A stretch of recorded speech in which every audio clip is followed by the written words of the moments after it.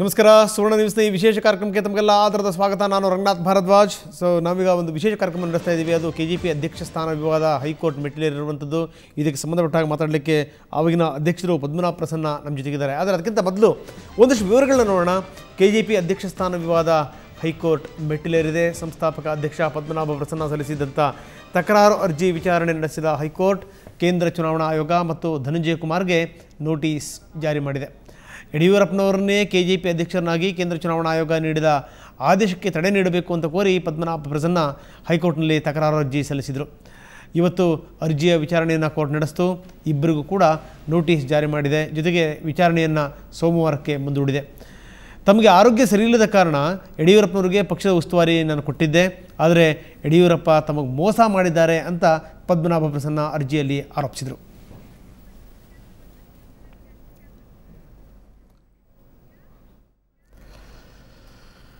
Court ಮೆಟ್ಟಿಲೇರಿದ Padmanabha Prasanna ವಿರುದ್ಧ ಮಾಜಿ CM Yediyurappa ಗರಂ ಆಗಿದ್ದಾರೆ.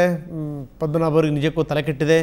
ಚುನಾವಣೆ ಹತ್ತಿರ ಇರೋ ಸಂದರ್ಭದಲ್ಲಿ ಸುಳ್ಳು ಆರೋಪವನ್ನು ಹೊರಿಸ್ತಾ ಇದ್ದಾರೆ. ಹೀಗಾಗಿ ನಾನು ಅವ್ರ ಮೇಲೆ ಮಾನನಷ್ಟ ಮೊಕದ್ದಮೆ ಹೂಡ್ತೀನಿ ಅಂತ ಅವರು ಗುಡುಗಿದ್ದಾರೆ. ಜೊತೆಗೆ ಧನಂಜಯ ಕುಮಾರ್ ಕೂಡ ಪದ್ಮನಾಭ ಪ್ರಸನ್ನ ವಿರುದ್ಧ ಕಿಡಿಕಾರಿದ್ದಾರೆ. ಅವ್ರನ್ನ ನಾಳೆನೇ ಒಂದು ಮಾನನಷ್ಟ ಮೊಕದ್ದಮೆಗೆ ನೋಟಿಸ್ ಕೊಡ್ತಾ ಇದ್ದೀನಿ. ನಾವು ಬೇಡ ಅಂತೇಳಿ ಸುಮ್ಮನೆ ಇದೆ ಎಷ್ಟು ದಿವಸ. ಅವರು TV ಸಂದರ್ಶನದಲ್ಲಿ ನಮ್ಮ ಚುನಾವಣಾ ಆಯೋಗಕ್ಕೆ 25 ಕೋಟಿ ಮೇಲೆ ಅವರು ಕೊಟ್ಟು ಏನೋ ಮಾಡ್ಕೊಂಬಂದರೆ ಏನೋ ಆರೋಪ ಮಾಡಿರುವಂಥದ್ದು, ಮತ್ತು ದಾಖಲೆಗಳನ್ನು ತಿರ್ಚಿದ್ದಾರೆ ಅಂತ ನನ್ನ ಬಗ್ಗೆನೇ ಹೇಳಿರೋದು. ಇದೆಲ್ಲದ್ರ ಬಗ್ಗೆನೂ ನಾನೇ ಡೆಫಮೇಷನ್ ಕೇಸ್ಗೋಸ್ಕರ ನೋಟಿಸ್ ಕೊಡಿಸ್ತಾ ಇದ್ದೀನಿ. ರಿಪ್ಲೈ ಕೊಡಲಿ, ಬೇಡ ಅಂತ ಬಿಟ್ಟಿದ್ದೆ. ಇಲ್ಲಿ ಅನೇಕ ಜನರ ಚೆಕ್ಗಳು ಬೌನ್ಸ್ ಆಗಿ ಎಲ್ಲರಿಗೂ ಟೋಪಿ ಹಾಕಿ ಮೋಸ ಮಾಡ್ಕೊಂಡು ಹೋಗಿರೋ ಮನುಷ್ಯ ಇಷ್ಟು ಹಗುರವಾಗಿ ಮಾತನಾಡ್ತಾರೆ ಅಂದಮೇಲೆ ಇನ್ನು ನಾವು ಕೈ ಬಿಡೋದು ಪ್ರಶ್ನೆ ಇಲ್ಲ. ಅದನ್ನು ತುಡಿ ಮುಟ್ಟಿಸ್ತೇನೆ, ನೋಟಿಸ್ ಕೊಡಿಸ್ತೇನೆ, ಮತ್ತು ಅವ್ನಿಗೆ ಕ್ಷಮಾಪಣೆ ಕೇಳೋವರೆಗೂ ಬಿಡೋದಿಲ್ಲ. ಒಂದು ಸುಳ್ಳು ದಾವೆ ಹಾಕಿದಂಥ ಸಂದರ್ಭದಲ್ಲಿ ನ್ಯಾಯಾಲಯ ಸಹಜವಾಗಿ ಸತ್ಯಾಂಶ ಏನು ಅಂತ ತಿಳಿಯಲಿಕ್ಕೆ ಬಯಸಲಿಕ್ಕೆ ಅವಕಾಶ ಇದೆ. ಆ ರೀತಿಯಲ್ಲಿ ನಮಗೆ ನ್ಯಾಯಾಲಯ ನೋಟಿಸ್ ಕೊಟ್ಟರೆ ನಾವು ನ್ಯಾಯಾಲಯಕ್ಕೆ ಹೋಗಿ ಎಲ್ಲ ಸಂಬಂಧಪಟ್ಟ ದಾಖಲೆಗಳನ್ನು ಹಾಜರು ಮಾಡ್ತೇವೆ, ಬೇಕಾದಂಥ ಪುರಾವೆಗಳನ್ನು ಒದಗಿಸ್ತೇವೆ. ಭಾರತದ ಚುನಾವಣಾ ಆಯೋಗನೂ ಬರಬೇಕಾಗುತ್ತೆ. ಚುನಾವಣಾ ಆಯೋಗದ ಪರವಾಗಿಯೂ ಕೂಡ ನಾವು ವಾದವನ್ನು ಮಂಡನೆ ಮಾಡಿಸ್ತೇವೆ. ಖಂಡಿತವಾಗಿಯೂ ಕೂಡ ನಮಗೆ ಜಯ ಸಿಗ್ತದೆ ಅಂತ ನನಗೆ ವಿಶ್ವಾಸ ಇದೆ. ಅವರು ಪ್ರಸನ್ನಕುಮಾರ್ರವರು ಮಾಡ್ತಾ ಇರುವಂಥ ಈ ಒಂದು ಕೆಲಸ ನೋಡಿದರೆ ನನಗೆ ಅವ್ರ ಬಗ್ಗೆ ಕನಿಕರ ಅಂತ ಅನ್ನಿಸ್ತಾ ಇದೆ. ಅವರೇ ಒಂದು ಕ್ರಿಮಿನಲ್ ರೀತಿಯಲ್ಲಿ ವರ್ತನೆ ಮಾಡ್ತಾ ಇದ್ದಾರೆ. ಅವರು ಮುಂದೆ ಇದೇ ಪ್ರಕರಣದಲ್ಲಿ ಜೈಲು ಸೇರಿದರೂ ಆಶ್ಚರ್ಯ ಇಲ್ಲ. ಬನ್ನಿ, KJP ಸಂಸ್ಥಾಪಕ ಅಧ್ಯಕ್ಷ ಪದ್ಮನಾಭ ಪ್ರಸನ್ನ ಇವತ್ತು ನಮ್ಮ ಸ್ಟುಡಿಯೋದಲ್ಲಿದ್ದಾರೆ. ಏನು ಹೇಳ್ತಾರೆ ಈ ವಿಚಾರಕ್ಕೆ ಸಂಬಂಧಪಟ್ಟ ಹಾಗೆ ಕೇಳೋಣ. ಪದ್ಮನಾಭ ಪ್ರಸನ್ನ ಅವರ ಕಾರ್ಯಕ್ರಮಕ್ಕೆ ತಮಗೆ ಸ್ವಾಗತ. ನಮಸ್ತೆ. ಓಕೆ, ಮತ್ತೊಬ್ಬರು ನಮ್ಮ ಜೊತೆಗಿರುವಂಥವ್ರು V. ಶ್ರೀನಿವಾಸ್, ಇವರು ಪರವಾಗಿರುವಂಥ ಹೈಕೋರ್ಟ್ ವಕೀಲರು. ಶ್ರೀನಿವಾಸ್ ಜಿ, ತಮ್ಮ ಕೂಡ ಕಾರ್ಯಕ್ರಮಕ್ಕೆ ಸ್ವಾಗತ. ನನ್ನ ಮೊದಲನೇ ಪ್ರಶ್ನೆ ಆರಂಭ ಆಗ್ತಾ ಇದೆ ಪದ್ಮನಾಭ ಪ್ರಸನ್ನ ಅವರ ಜೊತೆಗೆ. ಏನು ನಿಮ್ಮ ತಕರಾರು ಏನು ಸರ್ ನಿಮ್ಮದು?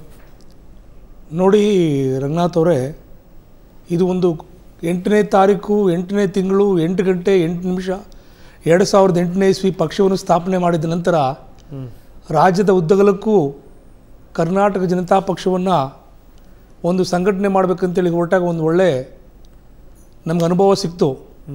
ಮತ್ತು ಆನಂತರದಲ್ಲಿ ಆಗಸ್ಟ್ನಲ್ಲಿ ಯಡಿಯೂರಪ್ಪ ಅವ್ರನ್ನ ನೇರವಾಗಿ ಪುರುಷೋತ್ತಮ್ ಅಂಥೇಳಿ ಅವರು ನಮಗೆ ಭೇಟಿ ಮಾಡಿಸಿದ್ರು. ನಂತರ ದಿನಗಳಲ್ಲಿ ಗೊತ್ತೇ ಇದೆ ನಿಮಗೆ, ಇವರು ಕರ್ನಾಟಕ ಜನತಾ ಪಕ್ಷವನ್ನು ಹೈಜಾಕ್ ಮಾಡಲಿಕ್ಕೆ ಪ್ರಾಮಾಣಿಕ ಪ್ರಯತ್ನವನ್ನು ಮಾತ್ರ ಮಾಡಿದ್ರು. ಮತ್ತು ಇವತ್ತು ಮೋಸದಿಂದ, ಕಪಟದಿಂದ, ಅನ್ಯಾಯದಿಂದ ನನ್ನ ಮನೆಯಿಂದ ನನ್ನ ಹೊರಗಡೆ ಹಾಕಿ ಇವತ್ತು ಈ ಮನೆಗೆ ಬಂದು ಸೇರಿಕೊಂಡಿದ್ದಾರೆ. ಇದನ್ನು ನಾನು ಕಾನೂನಾತ್ಮಕವಾಗಿ ಹೋರಾಟ ಮಾಡಿ ಮತ್ತೆ ಅಧ್ಯಕ್ಷ ಸ್ಥಾನವನ್ನು ಪಡಿತೀನಿ ಅಂಥೇಳಿ ನಾನಿಲ್ಲಿ ಘಂಟಾಘೋಷವಾಗಿ ಹೇಳಲಿಕ್ಕೆ ನಾನು ಇಷ್ಟಪಡ್ತೇನೆ. ಈಗ ಮೊದಲು ಯಾಕೆ ಕೊಟ್ರಿ, ಈಗ ಯಾಕೆ ಮತ್ತೆ ವಾಪಸ್ ಕೊಡಿ ಅಂತ ಕೇಳ್ತಾ ಇದ್ದೀರಿ? ಏನು ಕತೆ ನಿಮ್ಮದು? ನೋಡಿ, ಇದು ಒಂದು ಒಳ್ಳೆಯ ಪ್ರಶ್ನೆಯನ್ನು ನೀವು ಕೇಳಿದ್ದೀರಿ.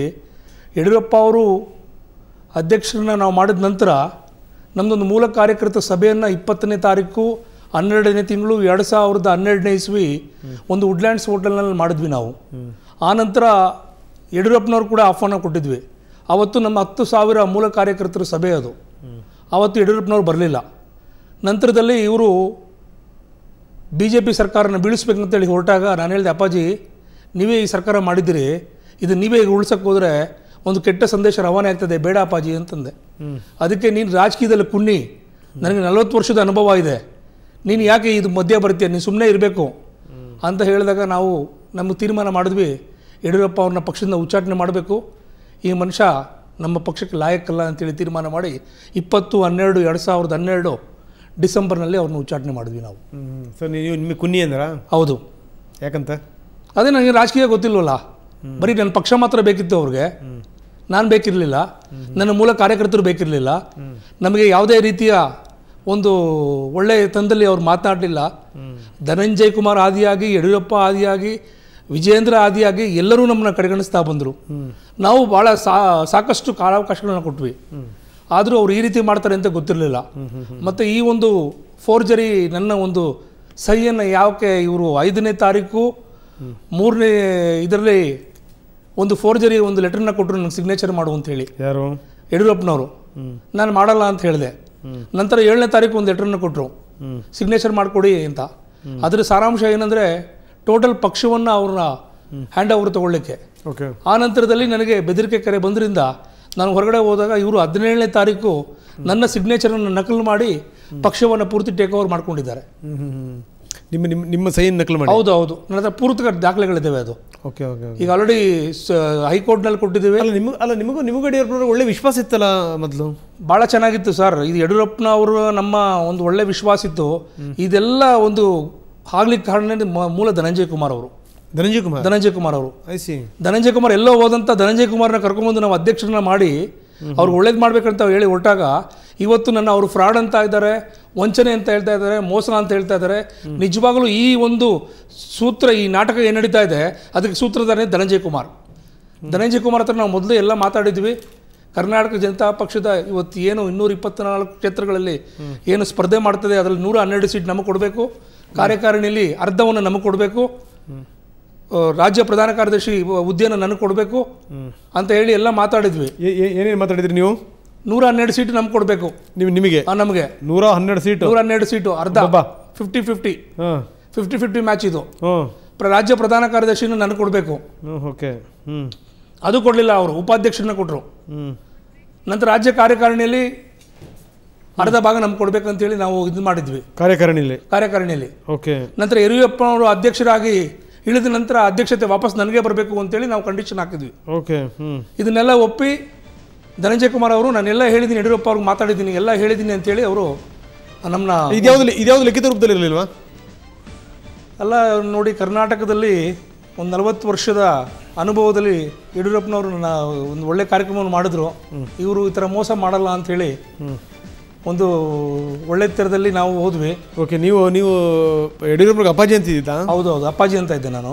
ಅವ್ರನ್ನ ಕಾಲು ಮುಟ್ಟಿ ಕೂಡ ನಮಸ್ಕಾರ ಮಾಡ್ತಾ ಇದ್ದೆ. ಓಕೆ. ನಿಮ್ಮನ್ನು ಅವ್ರ ಮಗನ ಥರ ನೋಡ್ತಾ ಇದ್ದೀರಾ? ಹೌದು. ಹಾಂ, ನೋಡಿ, ರಾಜಕಾರಣದಲ್ಲಿ ಸುಮ್ಮನೆ ಎಲ್ರಿಗೂ ಅಪ್ಪಾಜಿ ಅಂದ್ಬಿಟ್ರೆ ಹೆಂಗಾಗುತ್ತೆ ಅನ್ನೋಕೆ ನೀವೇ ಸಾಕ್ಷಿ ನೋಡಿ. ಅಲ್ಲ, ಇವರು ಫಸ್ಟು ಎಲ್ಲಿ ತಪ್ಪಿದ್ರು ಅಂದರೆ, ನಾವು ಭೇಟಿ ಆದಾಗ ನಾನು ವೈಷ್ಣೋದೇವಿಯ ಭಕ್ತ, ನೀನು ವೈಷ್ಣೋದೇವಿ ಭಕ್ತ, ವೈಷ್ಣೋದೇವಿಗೆ ಹೋಗಿ ಬರೋಣ ಫಸ್ಟು, ಪೂಜೆ ಮಾಡ್ಕೊಂಡು ಬಂದ ನಂತರ ಪಕ್ಷ ಪ್ರಾರಂಭ ಮಾಡೋಣ ಅಂತ ಹೇಳಿದ್ರು. ಇವರೊಬ್ಬರೇ ಹೋದ್ರು ವೈಷ್ಣೋದೇವಿಗೆ, ಅಪ್ಪಾಜಿಯವರೊಬ್ಬರೇ. ಆಗಲೂ ನನಗೆ ಬೇಸರ ಆಗಲಿಲ್ಲ, ಬಿಟ್ಟೋದ್ರು. ನಿಮ್ಮ ಫ್ಯಾಮಿಲಿನ ಕರ್ಕೊಂಡ್ಬನ್ನಿ, ಒಟ್ಟಿಗೆ ಹೋಗೋಣ, ಪೂಜೆ ಮಾಡ್ಕೊಂಡು ಬರೋಣ ಅಂತೇಳಿ. ನನ್ನ ನನ್ನ KJPಗೆ ಯಡಿಯೂರಪ್ಪ ಅವ್ರು ಬಂದ ನಂತರ ನನ್ನ ಜೊತೆ ಅವರು ಬರೀ 4 ಬಾರಿ ಮಾತ್ರ ಮಾತಾಡಿದ್ದಾರೆ. ಇವತ್ತು ನನಗೆ ಅವ್ರು ಹೇಳ್ತಾ ಇದ್ದಾರೆ ಮಾನನಷ್ಟ ಮೊಕದ್ದಮೆ ಮಾಡ್ತೀನಿ ಅಂತೇಳಿ. ಇವ್ರಿಗೆ ಮಾನ ಇದೆಯೇನೋ? ಇವ್ರಿಗೆ ನಿಜವಾಗ್ಲೂ ಸತ್ಯ, ಧರ್ಮ, ನೀತಿ ಅನ್ನೋದಿದ್ರೆ ನಾನಿವತ್ತು ಚಾಲೆಂಜ್ ಮಾಡ್ತೇನೆ. 7 ಕೋಟಿ ಕನ್ನಡಿಗರ ಮೇಲೆ ಕೈ ಇಟ್ಟು ಹಾಣೆ ಮಾಡ್ತೇನೆ ನಾನಿವತ್ತು. ಅವ್ರ ಧರ್ಮಸ್ಥಳಕ್ಕೆ ಬರಲಿ. ಬೇಡ್ರಪ್ಪ, ನಿಮ್ಮಿಬ್ಬರು ರಾಜಕಾರಣದಿಂದ 7 ಕೋಟಿ ಜನರ ಯಾಕೆ ಕಷ್ಟ ಅನುಭವಿಸ್ಬೇಕು? ಧರ್ಮಸ್ಥಳಕ್ಕೆ ಬಂದು ಅವ್ರು ಪ್ರಮಾಣ ಮಾಡಿ ನಾನು ಫೋರ್ಜರಿ ಮಾಡಿಲ್ಲ ಅಂತೇಳಿ ಯಡಿಯೂರಪ್ಪ ಅವ್ರಿಗೆ ಮತ್ತೆ ಧನಂಜಯ್ ಕುಮಾರ್ ನಾನು ನೇರ ಸವಾಲು ಮಾಡ್ತೀನಿ. ಅವರು ಮಾನನಷ್ಟೇ ಅಲ್ಲ, ಯಾವುದೇ ಮೊಕದ್ದಮೆ ಆಗಲಿ ಅದಕ್ಕೆ ನಾನು ಎದುರಿಸಿ. ಹಾಗಾದ್ರೆ ಮಾನನಷ್ಟ ಮೊಕದ್ದಮೆ ಹಾಕಕ್ಕೆ ಬೇಕಾದಂತ ಮಾನ ಕೂಡ ಅವ್ರಿಗಿಲ್ಲ ಅಂತ? ಖಂಡಿತ ಇಲ್ಲ. ಓಕೆ. ಅಂತೂ ಅಪ್ಪಾಜಿ ನಮ್ಮ ಬೆಪ್ಪಾಜಿ ಆಗ್ಬಿಟ್ರಿ ನೀವು. ಖಂಡಿತ. ಇವತ್ತು ನೋಡಿ, ಅಪ್ಪಾಜಿನೂ ಇಲ್ಲ, ಬೆಪ್ಪಾಜಿನೂ ಇಲ್ಲ. ನಮ್ಮನ್ನ ಇವತ್ತು ಈ ಒಂದು ಕೆಟ್ಟ ಪರಿಸ್ಥಿತಿಗೆ ಬರ್ಲಿಕ್ಕೆ ಕಾರಣನೇ ಧನಂಜಯ್ ಕುಮಾರ್. ಎಸ್, ಮತ್ತಷ್ಟು ನಿಮ್ಮ ಜೊತೆ ಚರ್ಚೆ ಮಾಡ್ತೀನಿ. ಸೊ ಅವ್ರು ಹೇಳೋ ಪ್ರಕಾರ ಧನಂಜಯ್ ಕುಮಾರೇ ಇದಕ್ಕೆಲ್ಲ ಮೂಲ. ಪಾಪ ಯಡಿಯೂರಪ್ಪನವ್ರಿಗೆ ಗೊತ್ತಿರಲಿಲ್ಲ. ಯಡಿಯೂರಪ್ಪನ ನಾನು ತಂದೆ ರೀತಿಯಲ್ಲಿ ಕಾಣ್ತಾ ಇದ್ದೆ, ಅಪ್ಪಾಜಿ ಅಂತ ಕೂಡ ಅಂತ ಇದ್ದೆ. ಬಹಳಷ್ಟು ಷರತ್ತುಗಳಿದ್ವು. ಆ ಷರತ್ತುಗಳಲ್ಲಿ 112 ಸೀಟನ್ನು ಇವರು ಬಿಟ್ಕೊಡ್ಬೇಕು ಅನ್ನುವಂಥ ಷರತ್ತು ಮೊದಲನೇದಂತೆ. 2ನೇದು ರಾಜ್ಯ ಪ್ರಧಾನ ಕಾರ್ಯದರ್ಶಿ ಮಾಡಬೇಕು ಅಂತ. 3ನೇದು ಕಾರ್ಯಕಾರಿಣಿಯಲ್ಲಿ ಅರ್ಧದಷ್ಟು ಜನ ನಮ್ಮವರೇ ಇರಬೇಕು ಅಂತ. ಯಡಿಯೂರಪ್ಪನವರು ಅಧ್ಯಕ್ಷರ ಇಳಿದ ಮೇಲೆ ತಿರ್ಗಾ ನನ್ನನ್ನೇ ಅಧ್ಯಕ್ಷರು ಮಾಡಿ ಅನ್ನುವಂಥ ಮಾತನ್ನು ಕೂಡ ಪದ್ಮನಾಭ ಪ್ರಸನ್ನ ಹೇಳಿದರು. ಇದೆಲ್ಲದಕ್ಕೂ ಕೂಡ ಧನಂಜಯ ಕುಮಾರ್ ತಲೆಯಲ್ಲಾಡಿಸಿದರು. ಆದರೆ ಇಲ್ಲಿ ಪ್ರಮುಖವಾದಂಥ ಕಾರಣ ಧನಂಜಯ ಕುಮಾರ್ರಿಂದಲೇ ಇವತ್ತು ಈ ಸ್ಥಿತಿ ಬಂದಿರುವಂಥದ್ದು. ಇವರು ಮಾನನಷ್ಟ ಮೊಕದ್ದಮೆ ಹಾಕ್ಲಿಕ್ಕೆ ಹೋಗಿದ್ದಾರೆ, ಆದರೆ ಮಾನನಷ್ಟ ಮೊಕದ್ದಮೆ ಹಾಕುವಷ್ಟು ಮಾನ ಇವರಿಗಿಲ್ಲ ಅನ್ನುವಂಥ ಮಾತನ್ನು ನೇರವಾಗಿ ಹೇಳ್ತಾರೆ ಪದ್ಮನಾಭ ಪ್ರಸನ್ನ. ಸೊ ಇದಕ್ಕೆ ಸಂಬಂಧಪಟ್ಟಾಗ ಇನ್ನಷ್ಟು ಏನು ಹೇಳ್ತಾರೆ ಪದ್ಮನಾಭ ಪ್ರಸನ್ನ ಕೇಳೋಣ. ಜೊತೆಗೆ ವಿ ಶ್ರೀನಿವಾಸ್ ಇದ್ದಾರೆ ವಕೀಲರು, ಅವರ ಅನಿಸಿಕೆ ಅಭಿಪ್ರಾಯಗಳೇನು ಕೇಳೋಣ ಸಣ್ಣ ವಿರಾಮದ ನಂತರ.